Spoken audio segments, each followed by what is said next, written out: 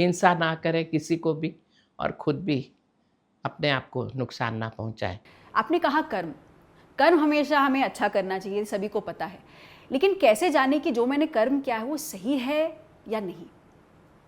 देखिए, अब यहाँ बात आती है कि कौन सा कर्म करें। ऐसा कर्म जो मेरे लिए तो भला हो मगर दूसरों के लिए अगर बुरा हो तो वो कर्म गलत है, वो अधर्म है।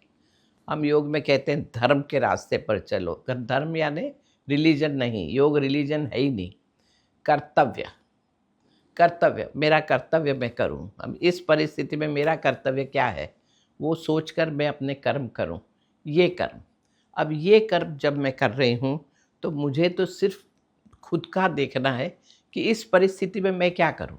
जैसे कि एग्जाम्पल देती हूँ कि परिवार में डेथ हो गई, मृत्यु हो गई किसी की। अब बहुत आसान है बैठे बैठे रोते रहना, लोग आएंगे आपको सांत्वना देंगे, ये करेंगे वो करेंगे। लेकिन अगर कर्तव्यनिष्ठ व्यक्ति है तो ठीक है, रोना आएगा, 5 मिनट रो लो, मगर उसके बाद में अपना कर्तव्य करो कि अब ये परिस्थिति में मुझे क्या करना है।